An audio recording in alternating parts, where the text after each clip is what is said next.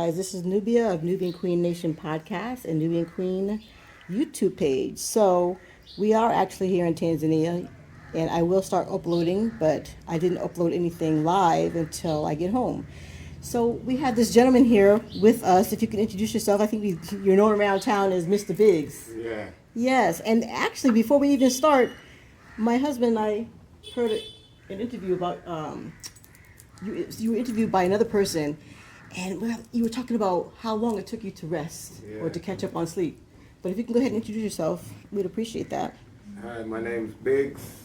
I live in Africa. I'm a repatriate and a Pan-Africanist and a businessman, I guess. I call myself cowboy capitalist in Africa. Cowboy capitalist, okay. And I lived in Africa like 5 years now. We're all about helping families to repatriate, helping people to invest in Africa, etc., etc. And one of the things we do here, which I think you're interested in me speaking about, is soap business. I mean, you're a jack of all trades because you're like property manager and restaurateur and all these different things. But yeah, we started talking about soaps. I said, wait a minute, hold on. Let me bring these soaps out. So this one here is the white one. Is called the what? That's neem. That's neem, and I know I saw the neem tree. Yes, there's lots of neem trees here. And neem, funnily enough, they call it malbaini. Malbaini means 40 cures. And in Jamaica, that's what they call neem, 40 cures. What? If you remember. So that's an interesting African retention through slavery, which I realized once I was here. Wow. So neem's an excellent anti-inflammatory. It's really good for all kinds of things. All the soaps are good because they are all natural products. The problem with black skin and these products that we use in the West is most of them are not engineered towards black skin. As you know, the skin is your biggest and heaviest organ. Yes. So the skin is the organ that absorbs things. So that's why lots of black people, especially now, suffer from eczema and things like that. It's not natural. It's because of the products and the chemicals that their skin are absorbing. Wow. So these natural African products are very good, you know. Somebody's knocking on the door there. I can pause it for a second. All right, so that was neem soap. But now this one right here. That's aloe vera. So aloe vera is very good. Aloe vera is what you use for burns and all these different kind of things to smooth and level out the skin, sunburns. But they're all good for different purposes, but they're all good all around as well. The new one that I'm doing right now, which has become really popular in the West, is this one you have in your hand right now, bear bulb. I saw the tree. Bear bulbs are the oldest indigenous tree in Africa. Some of them are 400, 500, 600, 700 years old. Yes. They produce a fruit that most people don't know about. And the fruit, they call it buyu. And from that fruit, they powder the seed and then make an oil from that seed. And that oil is considered some of the best oil in the world right now. Lots of pharmaceutical companies are using it, actually export. I haven't done it this year, but last year one of my things was exporting natural oils, and baobab oil was one in high demand. Why I stopped, maybe I was being lazy, but why I stopped was the market's so oversaturated right now. But the plant has to fall off the tree and land on the ground first before you can use it, though, right? Yeah, it's natural. So that it's not an easy thing to make. And the thing with lots of Amazon goods, China's making it right now, and they use I wouldn't call it fake, but it's not 100% pure baobab oil. They mix baobab oil. Because baobab oil is very expensive. Yeah. For a gallon, I think it's like $185. Wow. $205 for a gallon. Jeez. And I still think that's wholesale. That's pretty cheap still. Here we can source it for a lot cheaper, so there's a markup in the export. Right. But the market's super saturated right now. There's lots of people doing that stuff. The other soaps I have are SeaMoss, charcoal, SeaMoss, orange, turmeric. Yeah, I sell SeaMoss also. Wow. Purple SeaMoss. Okay, wait. We can't get back on the plane without any SeaMoss. Yeah. I did. If you should have told you I should have been speaking. I told you anything you need to talk to. Well, I mean, I didn't know you were like, super, store selling stuff. I'm the main guy here that exports SeaMoss. Many people start, and I can say that online, and nobody can rebuke that. I'm the first repat to be exporting SeaMoss wholesale. Well, because you came from the island, you were born with it, over there in Jamaica. Then a lot of the African Americans started because it's a good way to earn foreign currency. Right. But I was the first one exporting SeaMoss from Tanzania. Well, now it's taking off like wildfire in the States, so you better get back on it, because I mean, even the local stores in my state in Connecticut are selling it. Of course, but again, the market's saturated. But maybe that's not. Maybe that's just an excuse I keep using. I should keep pushing through. But SeaMoss is a great business. Yeah, definitely. So you were saying when you came over, it took you weeks to just let your guard down, get the sleep on, and all that, right? Of course, it's a big transition, spiritual, physically, materially. So it takes some time to balance out. Some people come here and they start rushing, they rush, and those are the people that fail in my experience. You know, I always say have a video that I'm making. I can't discuss it now because it's on a podcast that I'm going to be doing very shortly. It's called the 7-Step Program to Repatriation. Okay.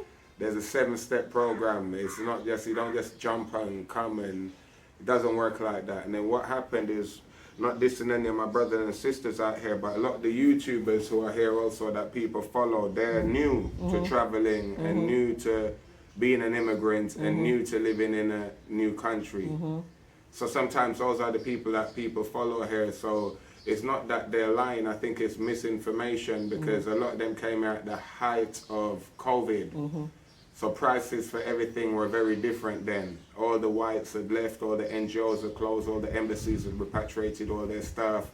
So house prices for rent, everything was in half. Right. So they're on YouTube saying fully furnished house, $300, $350, and families get here and can't find it. Yeah. And then so they budget on what they have learned off of YouTube. So what y'all did was the right thing to come out here. Some families just made the move with 3-4 kids, packed up everything in a container and just moved to Africa. And I don't think that's the right thing to do. Part of my 7-step program to repatriation is visiting a few times first. You have to visit in different seasons too. You have to see what it's like in rainy season. See what it's like when it's, it gives you a full circumference of the experience. Yeah, that's true. You mentioned the other day about, I want you to say it again, about the man who had the experience and he knew where to knock.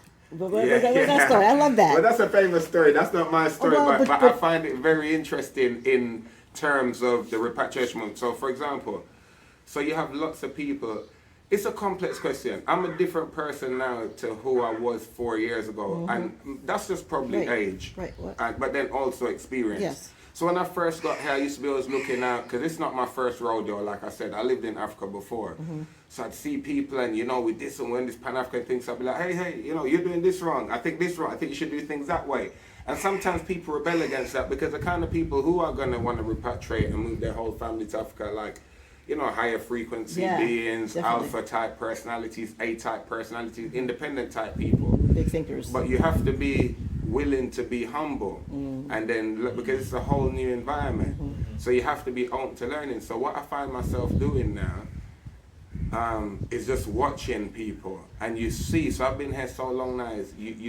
I can tell from early, this person gonna last, this person not gonna last here. This not. You can always. It's the people who rush that get a problem. You have to take your time when you're doing things here. When you're meeting people, I sit down all the time. You see all these people having meetings with people. There's a big thing here with a lot of the people who come never had a lawyer before, never had this. So they come here and they think, oh, I have a lawyer. This and that. No, that's not really a lawyer. It doesn't really mean the same thing. He'll work for anybody who will pay a retainer. And some of these lawyers are not even lawyers. I call them coffee shop lawyers. They're like law students. If they can't take you to an office and show you their degree, or if they pass the bar or whatnot. So a lot of people get misadvised and lose lots of money. I met people who lost their life savings here. Lots of people actually. And people who are rushing, people A-type personalities rushing, meet this person, meet that person, because they think they're coming home. It's not exactly home. Home's a place that's not ready built. You have to build a home. So it's land to build a home, but the home's not here with the key in the door waiting for you to turn it, So that's a mistake people make. They come, they're too open, they're too honest, and they're too trusting. And what I find is our community, the Black repatriate community, are actually an easy community here to rip off. Like, it's harder to rip off white people. I speak to my daughter about it because we always see Chinese people having meetings with all these different people, and she's like, you think they're getting scammed, blah, blah, blah. And I'm like, it's hard to scam Chinese people. Like, they don't. Yeah, well, I'm going to tell myself the embarrassing thing is that we went to, we were walking around town and went to the supermarket, and we got to the corner of the street and we couldn't figure out where we were going, left or right. and Mr. Biggs just crossed the street. We didn't even know he was even across the street, but we looked like tourists standing on the corner. I said, did you take a picture of us looking like tourists across the street? So that was kind of embarrassing, but he said, no, you're going this way. Don't stay on the corner. Get out this corner. So yeah, we are very forgiving, and we can be scammed very easily. Thank God that hasn't happened to us yet. You've got people looking out for us, but I do appreciate that. But so you didn't even tell the story about the... Yeah, so this is the point. So I gave all that backstory. So meaning, there's a famous story that said there's an oil rig in the middle of the ocean that has a leak, right? And it's a rhetorical story. So they bring every engineer from all over the world. They go all around, they check everything, they do everything. Nobody can fix this oil leak, and it's just gushing oil, and it's losing the company millions and millions of dollars. One of the CEOs says, I know a guy who I think can fix this. So they fly this guy in, he lands on the oil rig, he walks around, he looks around. He takes a hammer out of his bag and he hits one spot twice. The leak stops. They say, oh my God, we knew you could do it, this and that, blah, blah, blah. He hands them a bill for $100,000. They say $100,000 to hammer something once or twice. He said, no, that's $10. The $999,000, $90 was for my 30 years experience in knowing what spot to hit. Yes, so exactly. that's a good example in meaning you have to deal with people who have experience. You have to deal with, you want to do a business here, deal with business people.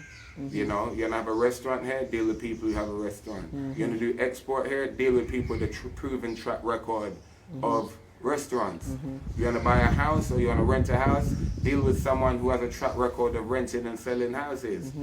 Don't just meet random people and listen to what people say, because people promise you anything here, and it's not necessarily that they're lying. They'll try and do it, and they'll try not to disappoint you, but sometimes they fail.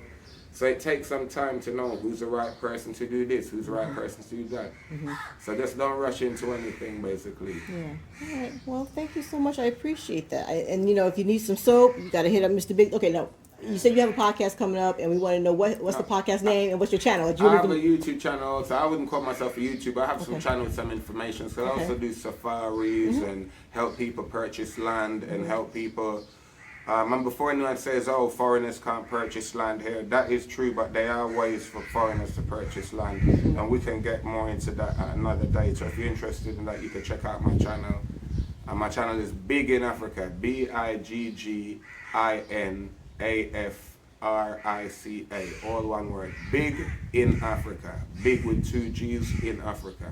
All right. Thank you so much. Peace and blessings. We appreciate your time. Sure. All right. So leave a comment, and subscribe, and share this video with somebody else who you know is trying to come over to Africa somewhere. And we appreciate you watching. Until next time, NubianQueen out.